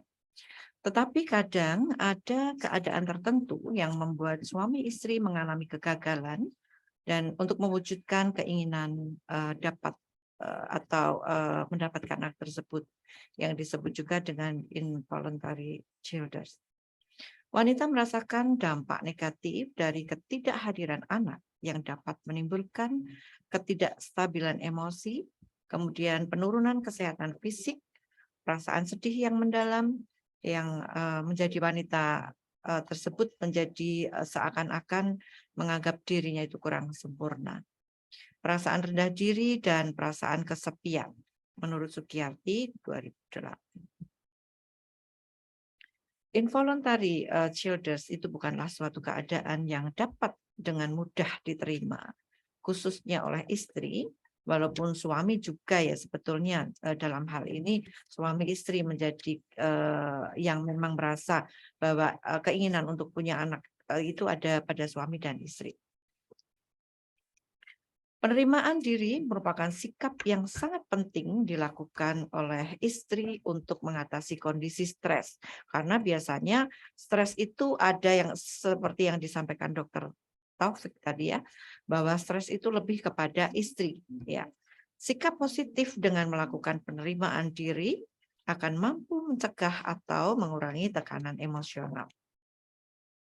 Pendekatan aspek psikologis sebagai support system dari petugas kesehatan diharapkan dapat mengurangi masalah-masalah tersebut dan memberikan solusi dalam penguatan penerimaan diri pasien sehingga pasien dapat melaluinya dengan nyaman, damai, dan bahagia. Ya, kita belajar bersama kembali lagi kita pada arti pernikahan ya. Tentunya pernikahan itu adalah merupakan suatu angan-angan, keinginan ya, di mana motivasi pernikahan itu didasari oleh rasa cinta, kecocokan atau conformity dan memperoleh legitimasi atau pengakuan sah secara hukum terhadap pemenuhan kebutuhan biologis. Motif untuk memperoleh legitimasi tersebut yaitu status anak merasa siap secara mental. Nah, kalau kita ketahui bersama bahwa sebetulnya bukan hanya rasa cinta ya, tetapi kadang-kadang ada kecocokan yang yang diinginkan oleh orang tua. Kadang ada yang dijodohkan begitu ya. Tetapi nomor satu adalah pernikahan utama tujuannya adalah supaya mungkin bukan hanya kepingin punya anak saja, tetapi adalah kebersatuan, kebersamaan. Rasa saling cinta ini yang mendasari kebahagiaan. Keluarga ya adalah kelompok sanak kerabat atau kekerabatan yang melakukan pengasuhan anak dan memberikan pemenuhan atas beberapa kebutuhan manusiawi. Menurut Farida 2007 bahwa fungsi keluarga itu terdiri dari fungsi biologis, fungsi pemeliharaan karena di dalam suatu keluarga itu pasti kalau kepingin di situ bergabung dengan jadi satu dengan suami, anak yang merupakan suatu keluarga itu akan juga menimbulkan fungsi ekonomi, fungsi keagamaan, fungsi sosial, dan tentunya fungsi sosial ini yang nantinya akan menjadi dampak dari ketidakhadiran seorang anak. Nah, penerimaan diri atau self acceptance ya, jadi suatu kemampuan individu untuk dapat melakukan penerimaan terhadap diri sendiri. Individu yang mampu melakukan penerimaan diri adalah individu yang memiliki penilaian realistik ya terhadap kekayaan yang dikombinasikan dengan apresiasi terhadap kesalahan mereka sendiri. Jadi seseorang itu akan bisa menerima dirinya apabila ada pandangan yang positif ya. Tetapi tidak mudah untuk pasien-pasien yang dengan tidak kehadiran anak itu untuk bisa menerima keadaan sesuatu yang hal yang positif untuk dapat menerimanya. Nah, ini memerlukan bantuan-bantuan dari berbagai pihak termasuk adalah tenaga kesehatan yang berada di lingkungan perempuan tersebut atau suami pasangan usia subur ini. WHO menyebutkan bahwa infertilitas itu adalah penyakit sistem reproduksi yang ditandai dengan kegagalan pasangan untuk mencapai kehamilan setelah pasangan itu berhubungan seksual tanpa proteksi atau alat kontrasepsi yang dipakainya. Jadi dengan tidak ada alat kontrasepsi, kehamilan itu tidak terjadi ya. Nah, infertilitas tadi sudah disampaikan Dr. Taufik, ada infertilitas primer di mana terjadi ketika pasangan tidak pernah sama sekali memiliki anak mulai dari menikah ya sampai dikatakan selebih dari 1 tahun tidak memiliki tidak hamil, Dan infertilitas sekunder ini ketika pasangan suami istri yang sudah memiliki anak, namun kesulitan untuk bisa hamil kembali atau mendapatkan anak yang berikutnya. Banyak faktor tentunya yang menyebabkan, tadi mungkin sudah dibahas banyak sama Dr. Taufik, tapi kita hanya ingin menyampaikan sedikit bahwa terutama adalah gangguan ovulasi, ya, saluran telur yang tersumbat, jaringan parut pasca operasi itu ternyata pasca operasi juga bisa mempengaruhi, ya. Dan gangguan lendir serviks, kelainan bawaan atau submukosal fibroid atau tumor jinak, endometriosis, dan efek samping dari obat-obatan. Atau tadi juga dikatakan ada mioma uteri, kista ovarii, itu juga akan mengganggu terjadinya kehamilan. Nah, itu pada perempuan, ya. Untuk faktor risiko infertilitas yang umum terjadi pada laki-laki, kadang ada mengkonsumsi alkohol, ya, dalam yang dapat merusak sel testis, ya. Merokok. Tadi kalau di merokok itu secara aktif laki-laki, kalau perempuan mungkin hanya secara tidak pasif, ya, di samping seorang laki-laki yang perokok itu juga akan bisa menghambat. Mengkonsumsi kafein, olahraga, berat badan yang berlebih, ya, atau terlalu kurus itu juga mungkin bisa. Stres yang sebelumnya sudah stres ini akan juga menambah juga untuk mengganggu proses terjadinya kehamilan. Jadi dibutuhkan ketenangan, ya, kebahagiaan diri sendiri, karena kebahagiaan itu ternyata sesuai dengan persepsi masing-masing. Ada paparan bahan yang berbahaya itu juga akan mempengaruhi. Nah, bagaimana cara mencegah terjadinya infertilitas?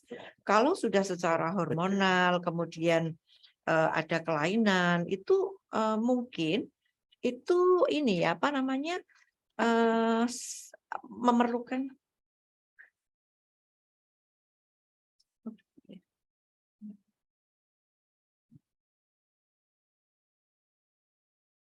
harusnya di sini. Ya. Jadi cara mencegah terjadinya infertilitas, ya, itu bisa kita melakukan apabila kita sebagai tenaga kesehatan perlu kita sampaikan di tingkat promotif dan preventif yang namanya petugas kesehatan, baik di dalam memberikan pelayanan di rumah sakit maupun di komunitas, di masyarakat, itu kita bisa menyampaikan terkait dengan bagaimana nanti supaya wanita hamil itu sudah siap, gitu ya, mungkin mulai dari remaja, ya, mengurangi aktivitas yang menuntut tubuh terpapar suhu tinggi, kemudian hentikan diet kurang sehat, ya. Diet itu ada yang diet sehat, kecuali kalau diet ini kalau diatur oleh ahli gizi misalnya itu merupakan diet sehat yang mungkin ini perlu ditingkatkan, ya, untuk teman-teman kita, atau mungkin dulu saya juga pernah obesitas, ya, dan itu juga kita konsultasi untuk bagaimana supaya diet sehat itu, ya. Kemudian hindari hubungan seks multi partner. Nah, hubungan seks multi partner ini juga saat ini itu juga baru dibahas penting, ya, terkait dengan triple eliminasi, mulai dari remaja itu sudah harus disampaikan kepada para remaja. Ternyata sekarang ini juga ada banyak remaja yang hamil di luar nikah, ya, ada infeksi menular seksual, ya, dari remaja-remaja yang mungkin ini perlu disampaikan kepada para ibu untuk menjaga supaya anak-anak remaja baik perempuan maupun laki itu dalam kondisi sehat seksual. Memperbaiki dan meningkatkan metabolisme tubuh, ya, pola hidup sehat, berat badan ideal yang tentunya ini diinginkan, ya, dan kurangi stres. Kemudian yang namanya petugas kesehatan di dalam berikan pelayanan tentunya pada saat kita melakukan tindakan-tindakan itu dapat memberikan pelayanan yang sesuai standar. Nah, sesuai standar itu tentunya sesuai dengan standar operasional prosedur. Misalnya, kalau para bidan yang melakukan pelayanan KB ya, itu harus menjaga supaya tidak ada kuman patogen masuk ya ke dalam tubuh wanita tersebut, seorang ibu, sehingga tidak menimbulkan infeksi yang nanti akan menimbulkan masalah-masalah yang juga mendukung terjadinya infertilitas. Ya, kemudian para petugas yang lain supaya menjaga apa yang ada di dalam seperti universal precaution, tata kelola di dalam memberikan pelayanan, baik petugas kesehatan itu mesti harus melakukan cuci tangan dulu sebelum melakukan tindakan, kemudian pemrosesan alat pemrosesan alat itu juga harus sesuai standar sehingga tidak ada kuman-kuman yang masuk ya ke dalam tubuh seseorang akibat dari kecerobohan atau kekurang telitian kita. Nah, ini sangat penting sekali teman-teman kita ya, semua petugas kesehatan tentunya untuk bisa menjaga sendiri supaya kita juga tidak menjadi pendukung terjadinya infeksi yang nanti akan juga bisa menimbulkan masalah pada saat wanita ini ingin memiliki seorang anak. Infertilitas ini memiliki dampak terhadap psikologis tentunya ya, terutama bagi wanita. Dan sumber tekanan psikologis pada wanita itu sangat terkait erat dengan kemungkinan mereka untuk hamil dan melahirkan. Dengan demikian sudah saatnya infertilitas ini tidak hanya dianggap sebagai masalah medis ya atau psikologis, tetapi juga masalah sosial. Karena dampak sosialnya tinggi ya. Selain itu perawatan infertilitas memberikan tekanan pada rasa sakit ya.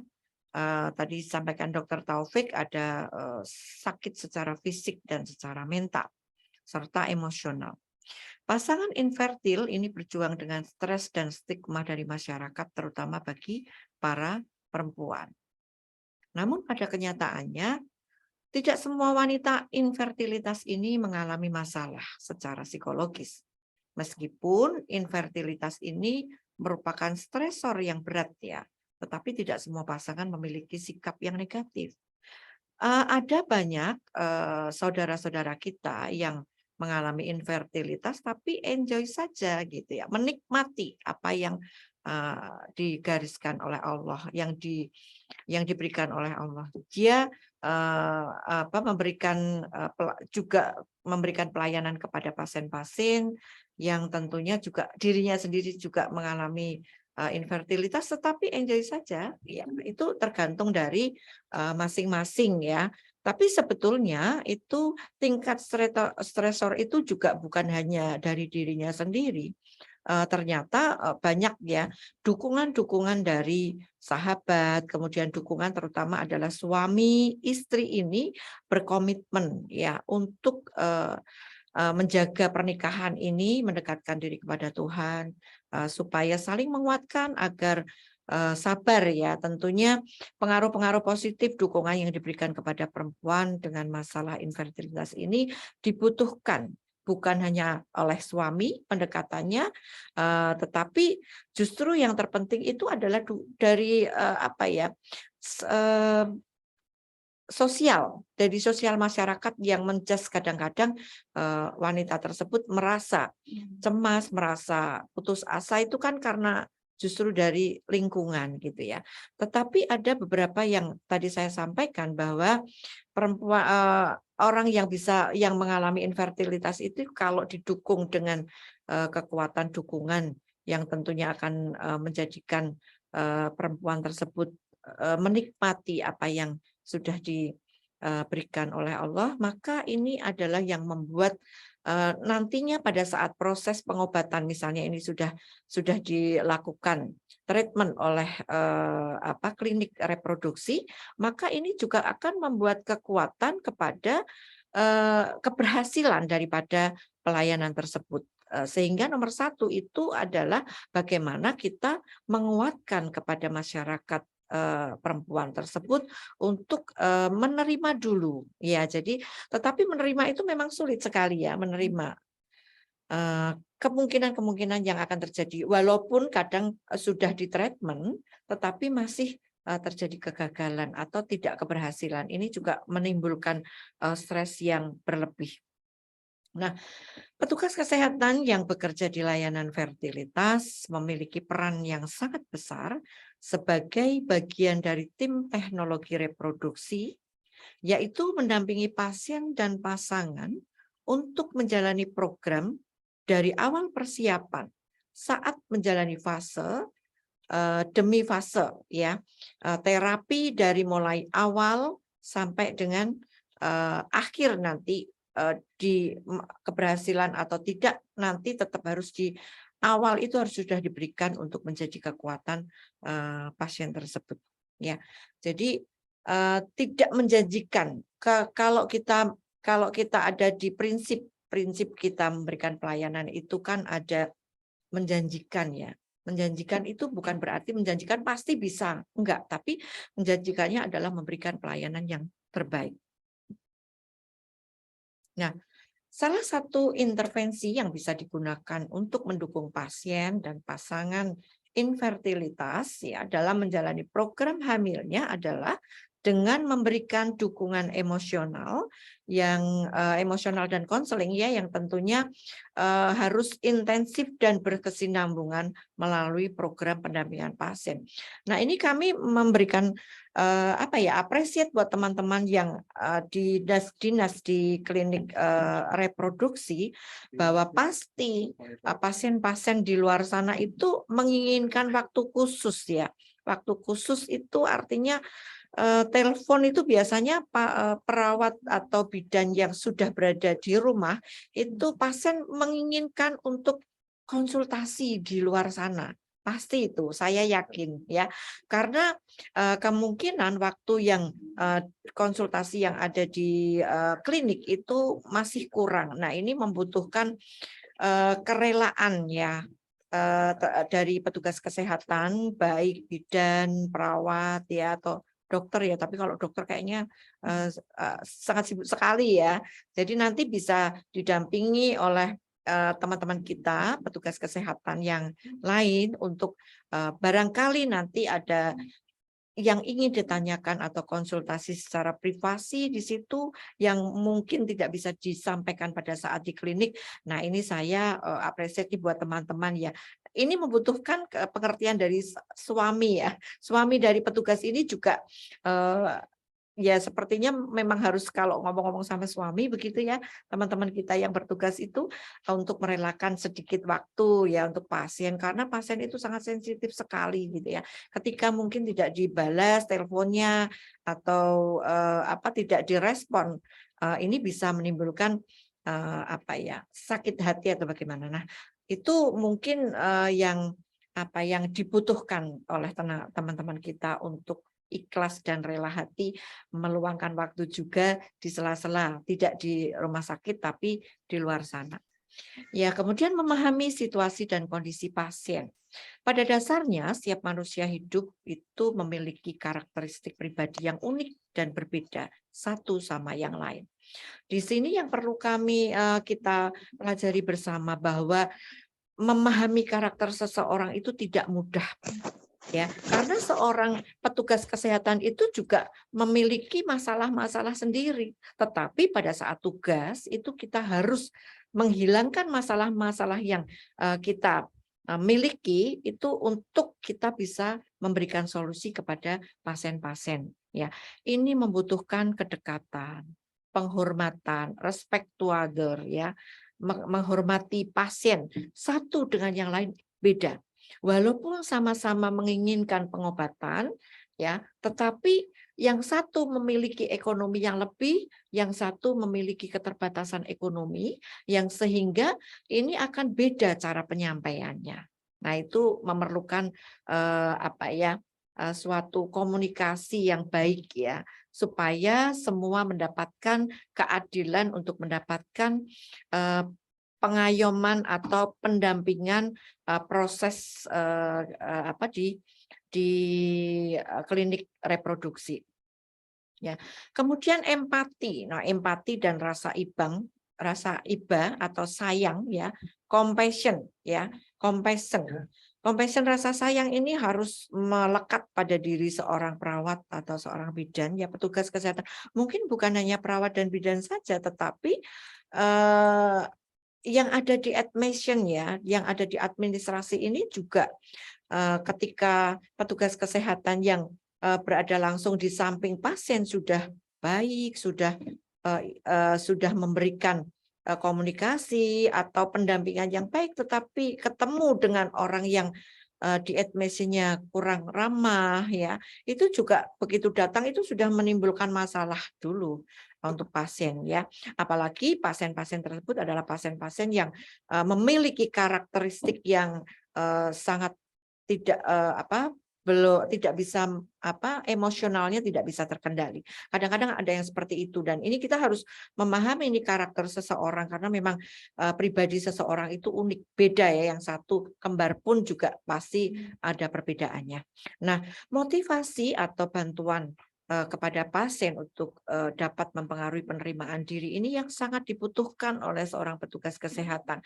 Karena penerimaan diri itu akan sulit sekali, tidak semudah apa yang kita sampaikan. Nanti kalau bisa menerima itu sudah akan enak, nyaman, dan bagaimana itu belum tentu bisa dilakukan oleh seorang pasien. Kita bisa memberikan informasi, memberikan edukasi, memberikan konseling, tetapi yang menerima itu juga tidak begitu mudah saja untuk membalikkan, seperti membalikkan sebuah tangan. Ya, menurut Harlock, jadi penerimaan diri ini merupakan sikap positif ya, yaitu ketika individu itu menerima dirinya sebagai manusia, individu tersebut dapat mengatasi keadaan emosionalnya. Emosional yang ada rasa takut, marah, cemas, itu kalau penerimaan ini juga akan beda ya ketika usia wanita tersebut itu masih kurang dari masih masa pasangan usia subur dengan usia yang sudah di atas 35 tahun, itu juga penerimaannya juga akan beda.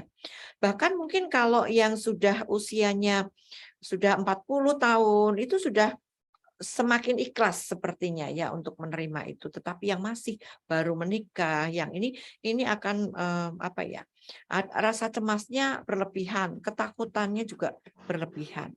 Nah, kemudian penerimaan yang baik itu hanya akan terjadi bila individu yang bersangkutan bersedia dan mampu memahami keadaan dirinya, bahwa statement sebagaimana adanya dan bukan sebagaimana yang diinginkannya. Karena yang diinginkannya itu butuh semua dari Allah ya. Jadi sebagaimana adanya ya apa adanya, yang saya miliki seperti ini, tetapi berusaha dan berdoa itu yang diharapkan, sehingga kalau nanti misalnya berobat di klinik berbantu ya, reproduksi berbantu. Kalau yang di Rumah Sakit Karyadi ini ada klinik Amarilis ya, yang sudah lama ya, sudah lama untuk memberikan pelayanan terkait dengan bayi tabung ya. Monggo silahkan Bapak Ibu semuanya yang memiliki keluhan-keluhan untuk bisa bergabung dengan kita, dengan kami di Rumah Sakit Dr. Karyadi. Ini kalau bisa menerima sebagaimana adanya dan bukan sebagaimana yang diinginkan, ini akan lebih ikhlas ya. Nah, semakin baik seseorang menerima dirinya, maka semakin baik penyesuaian diri dan penyesuaian sosialnya. Seseorang yang memiliki penerimaan diri yang baik akan merasa bahagia dan dapat mencapai keberhasilan. Tentunya keberhasilan dalam berobat, merasa tenang gitu ya. Walaupun belum mendapatkan hasil, tetapi kenyamanan dan ketenangan itu sudah didapat oleh pasien. Disertai dengan doa dan kepatuhan dalam program. Nah, terakhir kesimpulan bahwa bersikap positif dengan cara bersyukur terhadap kehidupan yang dialami, tidak menyesali dan tidak menyalahkan diri untuk kondisi yang berada di luar kontrol, dan memaknai pengalaman hidup sebagai proses pembelajaran, menerima kualitas baik dan buruknya diri, dan mempunyai wawasan terhadap diri dengan mengenal dan menerima kelebihan serta kekurangan diri dapat menjadi bentuk dari penerimaan diri. Dan dukungan dari keluarga maupun kerabat, sahabat, saudara bagi istri yang mengalami involuntary childbirth dengan tidak membuat istri merasa terbeban untuk segera memiliki anak, dan pemberian kasih sayang dapat memberikan kenyamanan sehingga dirinya tidak lagi terbebani akan masalah ketidakhadiran anak. Dan ini mungkin untuk teman-teman yang memiliki saudara-saudari yang memiliki masalah-masalah tersebut, jangan terus ini ya digencar dengan pertanyaan gitu. Terkait dengan ketidakhadiran seorang anak, sehingga sama-sama menjaga perasaan gitu ya. Dan untuk masyarakat yang memang memiliki keluhan-keluhan tersebut, tidak berkecil hati, karena semua itu adalah Allah ya yang menentukan. Baik buruknya kita, kesehatan kita, semuanya kebahagiaan kita, doa dari kita untuk kepada Allah, sehingga kadang kita membutuhkan waktu yang tidak sebentar ya. Selain berusaha, kita juga harus memiliki sifat sabar dan menerima. Bersyukur akan membawa kita selalu berpikir positif dan akan membuat kita lebih kreatif untuk menjadi lebih baik. Nah, semoga Allah menjadikan kita hamba yang selalu bersyukur terhadap nikmat-Nya. Mungkin itu saja teman-teman yang bisa kami sampaikan. Terima kasih. Kami kembalikan kepada moderator. Terima kasih Bu Istirohah SSIT BDM atas pemaparan materinya. Sangat mendalam ya. Di akhir-akhir sudah mulai mendalam masuk ke hati saya Bu Isti. Karena memang betul sekali bahwa petugas di klinik fertilitas itu memang semua pekerjaan memang melibatkan perasaan ya Bu. Cuman edukasi di sini memang melibatkan perasaannya itu lebih dalam. Iya, waktunya pun juga lebih banyak diberikan untuk pasien. Konsultasi di luar jam kerja itu sangat betul ya? Sangat sering ya, betul Bu. Ternyata betul ya. Menghadapi emosi pasien dan ekspektasi pasien terhadap keadaannya itu butuh kesabaran tingkat tinggi sepertinya gitu. Iya. Gitu. Masuk ke sesi tanya jawab. Seperti sudah ada satu pertanyaan Bu Isti dari Nia Septi. Bu Isti izin bertanya, bagaimana tips-tips supaya pasangan infertil tetap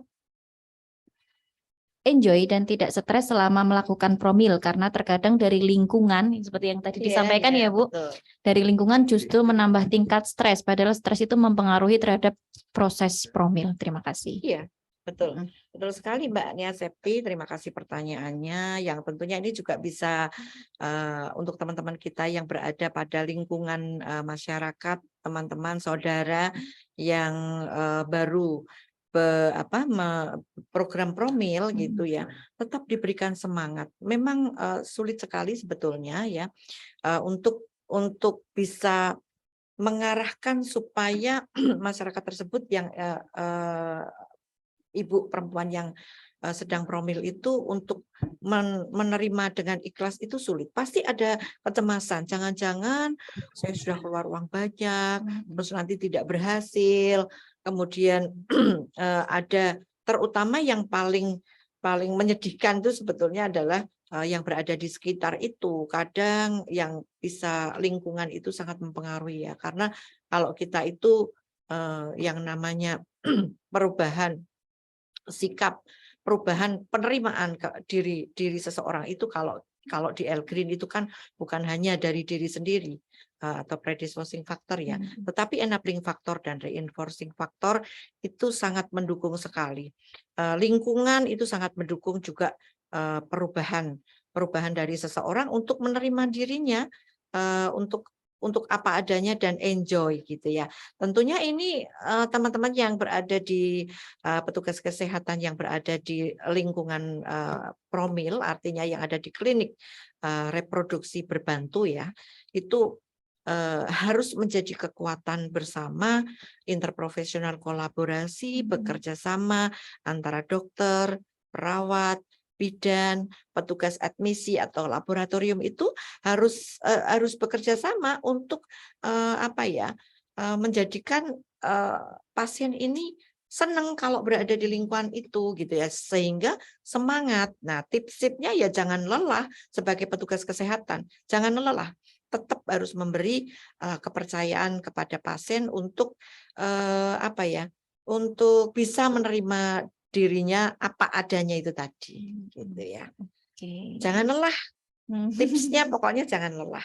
Dan ini Mbak Nia ya, memiliki suami yang justru ini yang mendukung kita untuk supaya kita tidak lelah menerima konsultasi dari masyarakat di luar jam kerja, begitu ya. Ya, ini ya, seorang petugas kesehatan itu memang sulit ya. Ketika nanti sudah di rumah, saya HP-nya tetap mati. Ini kan keluarga saya, jadi kalau saya sudah di rumah ya nggak boleh diganggu oleh orang lain. Nah itu ya ini membutuhkan seorang suami yang juga bisa memberikan Betul support sekali. kepada petugas ya, gitu ya. Betul sekali Bu Isti, suami memang merupakan support system terkuat di rumah. Kalau bagi saya juga seperti itu ya Bu. Iya, betul. Ya. Oke. Lanjut ke pertanyaan kedua Bu Isti. Sepertinya dari rekan kita, ini dari Mbak Dian di RSWN. Izin bertanya kepada dokter dan Bu Isti. Kebanyakan masalah infertilitas akan muncul setelah pernikahan. Bagaimana jika bisa diketahui sebelum pernikahan secara medis, mungkin bisa dilaksanakan beberapa pemeriksaan pranikah, dan secara emosional mungkin juga bisa diberikan konseling pranikah. Jadi sebelum pernikahan bukan hanya secara medis tapi juga secara emosional. Bagaimana Bu Isti? Betul, Bu Dian, Ketua IPI RSWN. Ya, terima kasih pertanyaannya. Ya, ternyata sampai mana-mana ya. Ya. Luar biasa ini siang klinik yang di Karyadi tapi sampai mana-mana. Ya, Bu Dian, terima kasih pertanyaannya. Jadi betul sekali dibutuhkan konseling pranikah ya. Sebelum menikah ini pasangan ini memang harus dikuatkan. Kan kita nggak tahu ya apakah kita itu subur atau tidak ada masalah pada proses reproduksinya, kesehatan reproduksinya. Tetapi yang paling utama di konseling itu sebelum hamil memang harus bukan hanya sehat secara fisik, tapi fisik itu penting sekali. Jadi seorang ibu sebelum hamil itu harus disiapkan supaya pasien itu tidak anemi. Kalau anemi harus diberikan tambahan suplai ini atau dikonsulkan kepada dokter SPOG atau ahli gizi untuk supaya reproduksinya itu sehat nanti untuk kehamilan gitu ya, karena anemi ini menjadi bisa terjadi keguguran, bisa terjadi kelemahan-kelemahan pada saat proses kehamilan itu dari anemi, sehingga tidak terjadi anemi. Disehatkan dulu, baik sehat mental maupun sehat fisik, kata Dokter Taufik tadi. Beliau menyampaikan bahwa sehat bukan hanya sehat fisik tetapi sehat mental. Nah, ini kalau nanti tetapi kalau itu misalnya sudah diketahui bahwa ini sudah tidak punya diputuskan oleh dokter ketika berobat, ternyata memang pasien tersebut itu sudah memang diyakinkan tidak bisa punya anak, kadang-kadang karena penyakit gitu, itu tergantung dari kasih sayang tadi seorang calon suami. Itu beda sekali. Ada kan bahkan pengalaman sampai calon suami, calon istrinya itu ternyata menderita kanker ovarium gitu ya. Nah, ternyata suami ini masih tetap mencintai. Nah, itu beda lagi, itu di luar ekspektasi itu. Luar biasa suami yang hebat itu.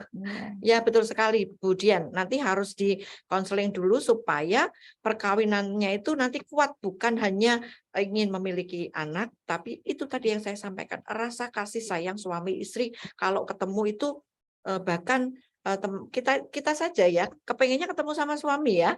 Jadi walaupun tidak ada kehadiran anak misalnya, dan nanti pada proses misalnya promil juga harus dengan sabar gitu ya, dengan sabar untuk bisa menjaga supaya tetap perkawinan itu tetap baik ya, langgeng.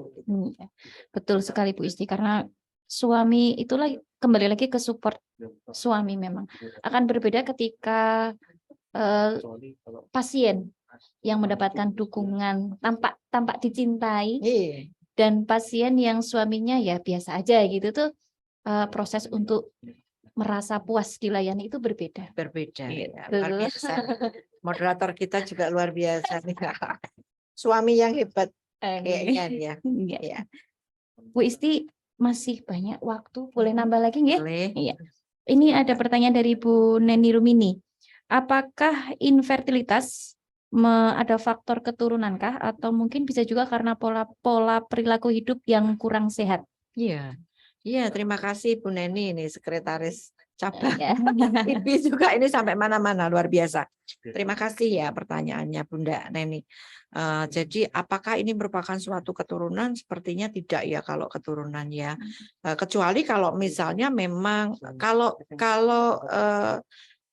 kongenital bisa ya dari lahir misalnya memang sudah tidak punya rahim kan beda lagi gitu ya. Ya, tapi kalau keturunan sepertinya ini lebih kepada gangguan ya, gangguan apakah itu memang dari penyakit, apakah itu dari kekurangan atau hormonalnya yang kurang baik ya. Itu jadi proses infertilitas ini maksudnya ketidakhadiran anak karena dari yang disampaikan Bu Neni tadi karena gen tentunya karena apa keturunan tidak ya Bu Neni ya. Tapi nanti kita kalau sebagai petugas kesehatan tadi yang saya sampaikan bahwa kalau konseling sebelum pranikah itu memang harus diperiksa dulu bisa barangkali kalau misalnya ada TORS apa-apa itu kan bisa dihilangkan dulu karena itu menjadi penyebab juga nanti terjadi abortus atau tidak terhambat itu ya. Terhambat tidak bertemunya sel telur dengan sel sperma ini terhambat oleh karena sesuatu tadi yaitu harus bisa dihilangkan dulu sehingga nanti pada saat sudah menikah ya pada sudah menikah itu sudah siap untuk bisa kalau sehat spermanya sehat ya perempuannya juga sehat maka bisa insya Allah nanti bisa menghasilkan sesuatu yang diinginkan adalah anak yang sehat gitu ya. Ya Bu Neni. Bu Isti, pertanyaan terakhir nggih. Ini dari rekan kita Mbak Ina Patria menanyakan. Adakah masa di mana pasangan infertil naik dan turun motivasinya dalam menjalani promil? Bagaimana motivasi yang kita berikan dan waktu yang tepat untuk menaikkan semangat mereka untuk memulai promil lagi setelah program sebelumnya belum berhasil? Iya ya. Ini yang sulit sekali ya. Berat sekali. Iya berat sekali memang. Ya betul. Memang dari awal itu tadi harus dikonseling dulu ya. Kemudian diberikan inform konsen dulu. Jadi memang ini kan adalah usaha ya. Usaha dari pasangan itu dan kemudian usaha juga dari petugas kesehatan terutama dokter ya, kemudian seorang petugas kesehatan lain, perawat bidan dan petugas yang lain untuk mendukung ya support system itu didukung oleh semuanya sehingga tetap menjadi pasien itu tidak drop out gitu ya. Ada nggak yang drop out? Banyak yang drop out kemudian kembali lagi tapi sudah beberapa tahun kemudian sehingga harus mengulang lagi dari awal seperti itu. Memang ada tahapannya seperti itu. Jadi sebelum memberikan promil di awal itu sebelum masyarakat mau promil ini harusnya sudah diberikan konseling dulu. Nanti kalau misalnya ibu drop out di tengah-tengah eman-eman gitu ya. Dan itu tadi yang kami sampaikan bahwa kita itu tetap semangat ya untuk bersama-sama dengan teman-teman semuanya. Nah, kemudian kalau ada nggak? Nah, kalau dari pasien dengan pasien itu berkomunikasi ada nggak? Ada. Iya. Berkomunikasi saling menguatkan gitu ya. Saling menguatkan iya. Jadi nanti yang bareng-bareng Bu Isti yang bareng-bareng program itu biasanya mereka ibunya yang ini sudah sampai mana? Ya itu barangkali nanti ada seperti grup ya. Grupnya ini nanti mungkin mereka punya hubungan sendiri lah. Itu tinggal kita menguatkan saja supaya saling dari pasien dengan pasien bisa saling menguatkan. Begitu. Memang dukungan psikologis pada pasien-pasien program hamil itu harus kuat Bu Isti, baik dari lingkungannya, internalnya Kayaknya suami tapi ya. ternyata memang keluarga itu juga menjadi Betul. pendukung Iya, ya, lingkungan keluarga. betul. Artinya kan memang kadang-kadang orang tua mertua itu kepingin ya Mm-mm. itu. Tetapi kalau itu yang menjelaskan ya nanti suaminya. Betul. Gitu ya, supaya kalau suami sudah menerima, nomor satu suami ya. Suami sudah menerima itu sebetulnya aman ya. Ya, pasien Gitu. lebih slow memang. Lebih slow. Nah, kalau lebih slow itu nanti kan pasien otomatis lebih rileks, Mm-mm. tidak stres. Betul. Kalau tidak stres itu nanti akan mendukung Mm-mm. proses keberhasilan daripada promil tersebut, gitu Iya, ya. betul sekali. Ya, Bu nanti Isti. dikuatkan aja gitu ya. Mm-mm. Oke, sepertinya sudah cukup jelas materi yang disampaikan Bu Isti, kemudian tanya jawabnya. Saya bahagia sekali nih karena ternyata partisipan kita jauh di luar Karyadi juga ya Bu Isti ya. Jadi ini memang materi yang menarik gitu. Dalam seminar infertilitas internasional yang kemarin kami ikuti juga disampaikan Bu Isti bahwa angka infertilitas itu berdasarkan penelitian itu per tahun naik 2 juta per tahun. Naik, ya. Itu kan angka yang fantastis ya Bu Isti. Mungkin jadi PR juga buat kita di kesehatan, di nakes, mungkin dukungan psikologis itu juga yang membuat pasien untuk promil itu mau kembali lagi seperti itu. Tapi ini tadi yang seperti disampaikan Bu Neni itu mungkin memang apa ya, membutuhkan barangkali atau ada makanan-makanan ya, pola hidup sehat ya. Sekarang Pola itu hidup kan kalau remaja-remaja sukanya junk food gitu ya. betul. Ya tidak makanan hidup sehat ya, makanan 4 sehat 5 sempurna enggak seperti dulu ya. Tetapi sekarang junk food itu lebih ke banyak tinggal telepon, tinggal ini datang sendiri seperti itu. Nah, itu juga ternyata satu. memang salah satu ya. Nah, ini upaya petugas kesehatan yang di tingkat di komunitas itu sebetulnya ya, baik perawat atau bidan.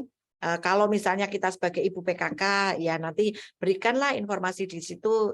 Jadi kalau ibu yang memiliki remaja, nanti remajanya bisa disupport untuk. Tapi remaja sekarang susah juga ya. Nggak bisa mendengarkan orang tua harus makan yang sehat gitu ya. Karena ini ternyata memang betul banyak sekali sekarang meningkat ya. Betul. Meningkat Beberapa tinggi. analisanya dikarenakan begini Bu Isti, wanita sekarang itu mengutamakan karir. Ada yang seperti itu, kemudian menunda kehamilan, kemudian mereka akhirnya datang pada usia yang sudah advance. Nah, itu salah satu yang menyebabkan kita lebih sulit lagi untuk memperbaiki kondisi infertilitasnya. Seperti Gitu itu. ya. Memang, tapi ini budaya ya kalau di Indonesia itu memang masih banyak ya, masih banyak keinginan untuk punya anak. Beda dengan negara lain. Kita dengan negara-negara yang di luar sana kadang nggak usah menikah, pokoknya yang penting karir kayak gitu ya. Tapi di Indonesia ini masih ada budaya tetap ingin punya anak memang ya. Tapi itu semua tergantung dari diri kita. Pasangan yang berkomitmen untuk menjalin kebahagiaan, kebersamaan dalam rumah tangga itu memang dibutuhkan pada saat kita memberikan konseling pranikah. Ya. Iya. Okay. Terima kasih sekali Bu Istiroha atas pencerahan kepada kita. Alhamdulillah kita sudah sampai di penghujung acara. Terima kasih kepada narasumber, Dr. Syarif dan juga Ibu Istiroha. Kemudian terima kasih kepada para peserta yang sudah menyimak dari awal hingga akhir. Semoga ilmu yang kita dapatkan dari siang klinik ini dapat bermanfaat sekaligus dapat diterapkan dalam pelayanan dan disebarluaskan kepada masyarakat. Saya mau baca pantun sedikit ya. Bulan bulat namanya lunar, sinarnya indah buat ceria. Sebelum kita menutup webinar, mari kita sejenak berselfie ria. Selfie lagi ini Mas ya. Selfie 2 kali. Mungkin yang tadi belum buka kamera ya, bisa dibuka kameranya. Oke, ini kelihatan ini mana yang nggak buka kamera, mana yang enggak ini. Ya, sudah mulai dibuka kameranya, ditunggu sebentar ya Mas. Alhamdulillah hari ini partisipannya ada 200 lebih Bu Isti tadi. Siang klinik 200 lebih. Iya. Luar biasa. Sekalian promosi Amarilis. Oke, bisa di capture Mas? 1, 2, 3. Oke, lagi Mas halaman sebelahnya. Wah, ada yang senyumnya lebar sekali. Gini-gini. Bahagia. Oh, ini kosong ini. Ya sudah berarti dari halaman pertama saja. Oke. Ini halaman pertama tadi? Iya. Sudah, oke. Boleh lagi. Boleh lagi, ada yang mau senyum lagi? Gantikan ya. Ya. 1, 2, 3.